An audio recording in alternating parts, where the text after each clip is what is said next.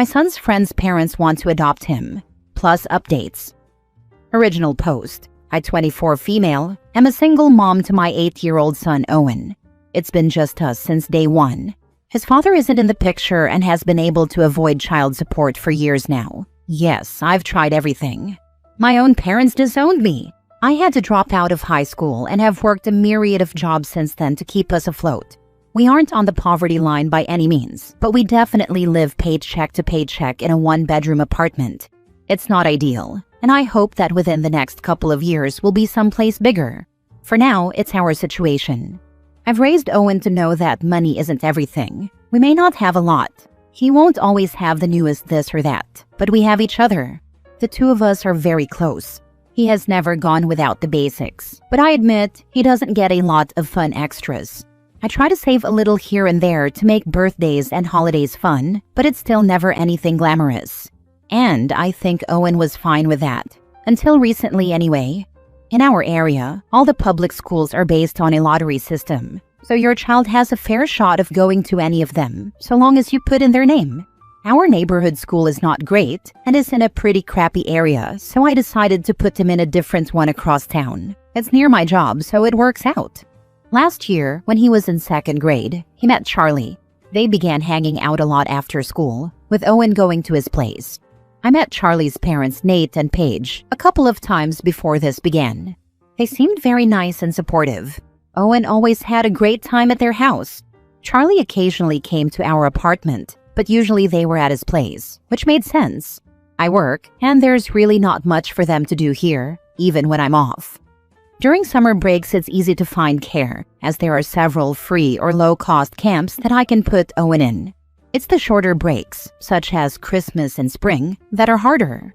Camp space is limited. For spring break 2022, I managed to just miss registration. Paige is a stay-at-home mom and offered to take Owen for the week. I was hesitant to ask so much of her, but she insisted. He had a really fun time with them.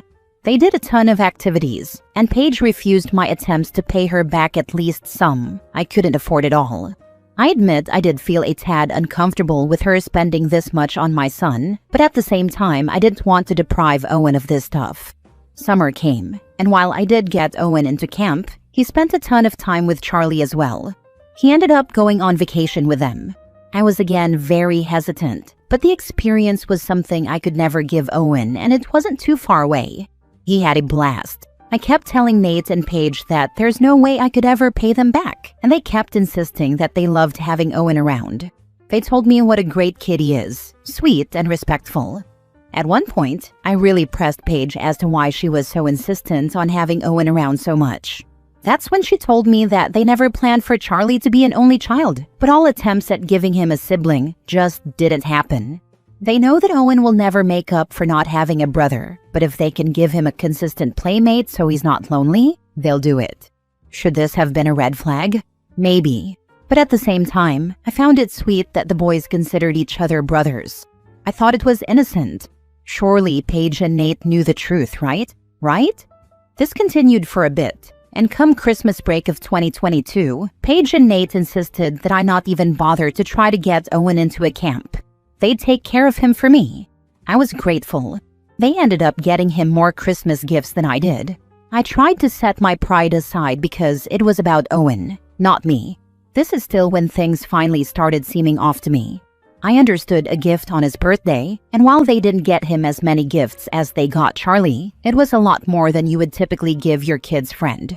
Fast forward to now. Spring break was last week, and this time Paige and Nate didn't just offer to take care of him during the day while I worked. They asked if Owen could spend the entire week at their house. Honestly, it meant I could pick up some more shifts and save up for the bike Owen wants for his birthday. So I said yes. I went to pick him up on Saturday afternoon. The kids were playing out back, so Nate and Paige asked to talk to me.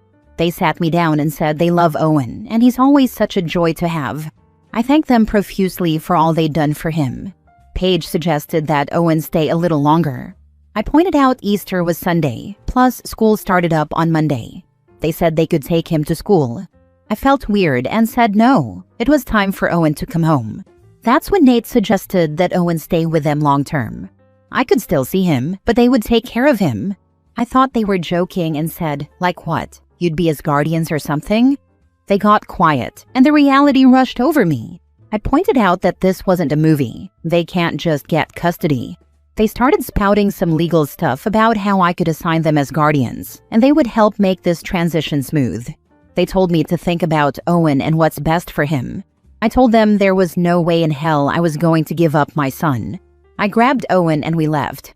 I've blocked their numbers. Owen has no clue what's going on. I'm keeping him home tomorrow and took the day off work to figure some stuff out. Legally, they can't take him, but now I know what they want, and I'm terrified. I don't want him going back to that school. Do we move? I'm so lost. And I feel so stupid because, looking back, all the warning signs were there. I know Owen is going to be devastated losing Charlie, Paige, and Nate. How am I ever going to explain it to him?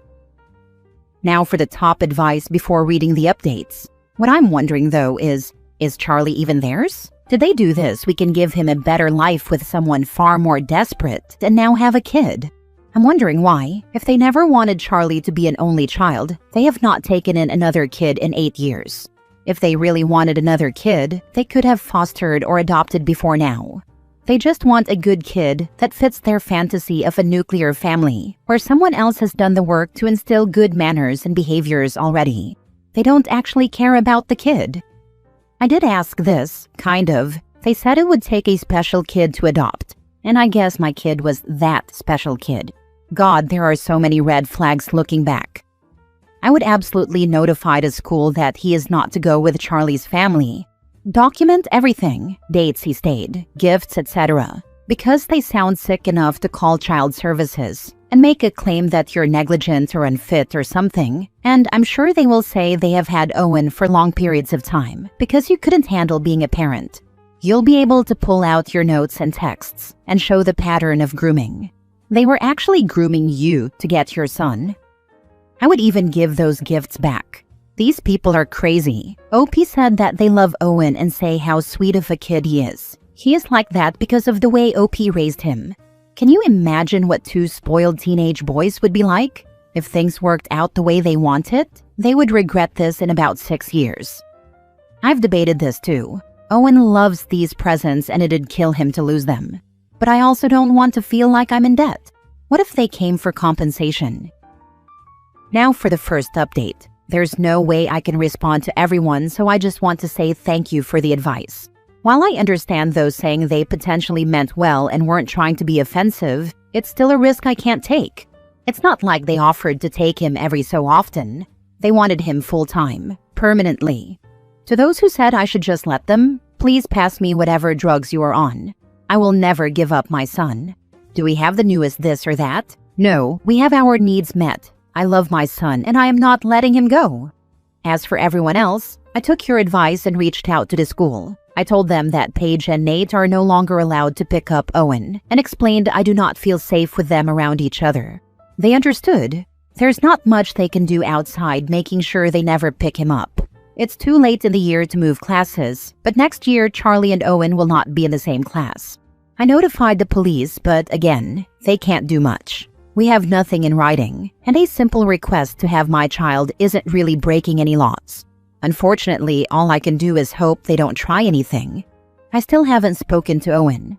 I think it's fine if he talks to Charlie and plays with him at school, but I have to find a way to explain why they can't have play dates or sleepovers, as well as to never go anywhere near Nate and Paige.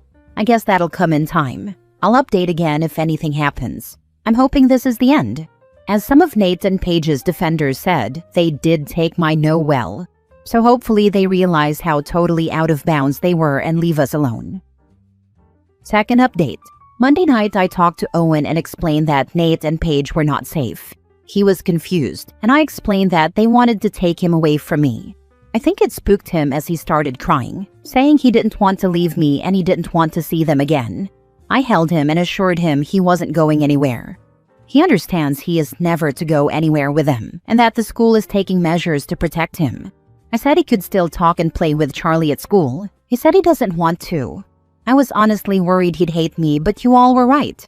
Telling him the full story made him realize how serious it was. He understands the gifts and trips will stop, and says he's all right with it. Also, I wanted to address one last thing. I've gotten a few people offering me money or gifts. Please do not do that. I am very appreciative, but that was not the purpose of this post. If you wish to do something, donate to your local shelter or other charity. Owen and I are not in need. I'd rather see it go to people who need it. I didn't see Nate or Paige at drop-off, nor have I gotten any contact. But then again, I did block them everywhere. Thank you all for your help. I'll update if anything else happens. Hopefully it won't. Third update. Well, what everyone feared would happen did. Tuesday he returned to school. I told him he could still talk with and play with Charlie. I was hesitant to drop him off but figured you can't live in fear. Most afternoons, my son takes the bus to a local rec center for aftercare. I had already told the school everything and that Nate and Paige were not to pick Owen up. I managed to call and even make sure he got on the bus. Aftercare was also made aware of the change in pickup list. Well, a half hour later, I get a call that Paige had tried to pick up my son. The front desk refused to release him. They didn't say why, just that she was no longer on the list. She wouldn't leave and the police were called. She was escorted out of the building. While she wasn't brought to jail, there is a police report and I am using this to go to court and get an order of protection. Paige and Nate are also banned from the rec center, so if they do show up, they will get arrested for trespassing. The police are working on ways to protect us, and the local social services office has been made aware of the situation, so should they try to make a claim, they're aware of the situation. Thank you for the update. I am pulling for you. Great job on getting your ducks in a row at school and aftercare. They are starting to show their true colors. Please keep a careful eye out and be prepared. Talk with your son some more and make sure he understands a little better to not leave with them. Thank you. I spoke to him Monday evening, so he knew what he was walking into on Tuesday. It freaked him out a lot, and he said he absolutely didn't want to leave me. So, he's aware and knows to never go with them. Now for the last update 2.5 years later. I had realized it had been nearly 2.5 years since I last gave an update, but I thought about this whole saga recently, found the account, and realized over 3,000 of you follow this now, and it seems I still get requests for an update. After this happened, I wanted to stay in the area where we lived, if anything, because I couldn't afford to move us. I ended up transferring Owen to a different after-school program. He still remained friends with Charlie at school. Apparently, Charlie would even call his parents weird and said he was angry with them for making it so Owen couldn't go over there after school.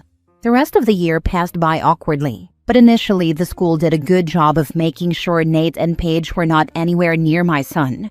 I was told they wouldn't be allowed to volunteer anymore, as Paige often did prior to everything. Summer soon came. Owen started his usual camps, and I thought all was well. I had initially been told that the boys would not be put into the same class the following year. It had been too late in the year to move either of the boys. But when I brought Owen to school on the first day, I saw Charlie's name on the door. It's a small school, and they have a unique last name, so I knew it wasn't a coincidence. I spoke with the principal and was told it was impossible to keep them in separate classes, and there were factors I just couldn't possibly understand. I regretfully didn't fight as hard because I assumed Paige and Nate were still banned from volunteering. It was like a horror movie receiving a letter from the room moms of the class, a typical letter I receive every year talking about fundraising, volunteer opportunities, when they raise money for teacher gifts, etc. Paige's name was right at the bottom. I once again spoke to the principal and was told that they couldn't keep Paige away from the school. She donated a lot of money and was great with the kids. They said since we had no incidents in 5 months at that point, we had to let it go. I tried to. I thought maybe things have changed, but it brought me so much anxiety every time I thought about that woman near my son. The school was refusing to protect him. What if things hadn't changed? I debated switching schools, but this was the best in our area, and I couldn't afford private. I prepared my son. He said he wouldn't try to go with her and would scream if she tried to take him. Sure enough, at the first class party of the year, my son said Paige was there, and Owen said she kept trying to talk to him. She kept asking him to come over and even wanted my new phone number. I changed it for obvious reasons after everything went down. Thankfully, Owen knew better, but I just saw the rest of the year flashing before my eyes. Paige finding ways to be around my son, potentially breaking him down. Since the school didn't care, I had nightmares of them letting her kidnap him. I knew we couldn't stay long, but again, I was broke, working a crap job, and I couldn't just pack up and leave. So I started applying to jobs outside our city. I had one job working in retail, but I picked up house cleaning shifts and occasionally some babysitting shifts in between.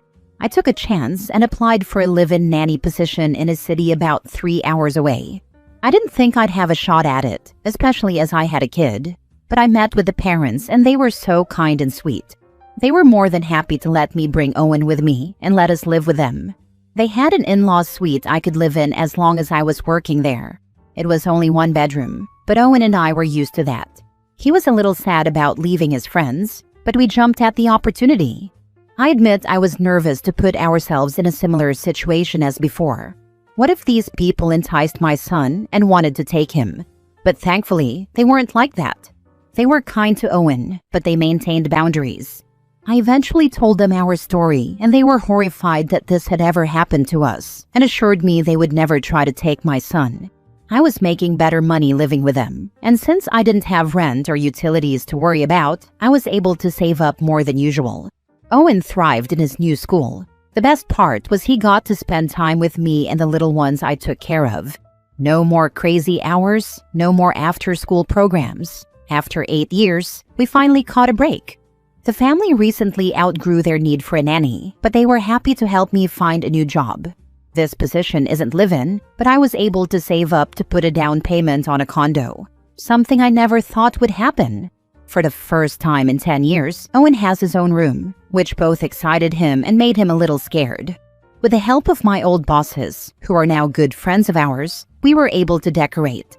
My new bosses are so kind, and again, totally fine with me bringing their baby with me to pick up Owen and having him around. I haven't heard from Nate and Paige since April 2023.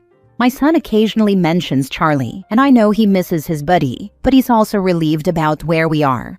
I hope for Charlie's sake that his parents have calmed down and maybe learned their lesson so they won't prey on another woman in my situation. I don't speak to anyone from our old city, no friends there, so I have no way of knowing. Sorry if that's not a fun update, but that's where we are, happy, healthy, and doing well.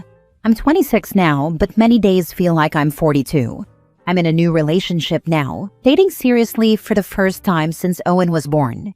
I have a group of friends who are also nannies. It took me 8.5 years to gain a support system. I still haven't spoken to my parents. Owen's father will never be part of the picture, but we finally have a family. Still, he often tells me that if all of it went away like Nate and Paige did, he'd be happy with just us. God, he knows how to make his mama cry. Anyway, thank you all for the support and concern over the years. Much love to you all. Last story. My mom told me I was a practice kid. I, 28 male, had dinner with my mom last weekend. Out of nowhere, she laughed and said, "You know you were our practice kid, right? We didn't know what we were doing. We got it right with your brother." She said it like a joke, but I can't stop thinking about it. Suddenly my whole childhood makes sense. My brother, 25 male, always got new clothes, tutors, trips. I got hand-me-downs and tough love. I always assumed it was because I was older, or because we were broke, or because parents learn as they go. I thought I was imagining the difference. Now it feels like a label someone slapped on my life without asking. I've been in therapy for years trying to unpack why I've always felt like I wasn't enough. I worked on self-worth and on not needing constant approval. I learned to celebrate small wins and to name my feelings. Therapy helped, but hearing my mom say that took the air out of me. It explained the quiet resentments I swallowed. It explained why praise felt weird and why I pushed myself so hard. I'm angry. I'm hurt.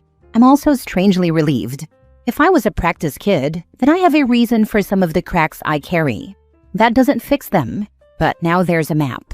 I can look at the past and not only blame myself. I can keep working into therapy with more direction. I can set boundaries with my mom. I can stop apologizing for who I am. It's a small miracle and a heavy thing at the same time. Probably the same for 100% of firstborn humans. Yeah, I'm the oldest and my parents were freaking rough on me. My brother and sister had almost completely different experiences growing up in the same house. Interestingly, my sister, 7 years younger, had a more relatable experience, but still very different. It kind of just is what it is.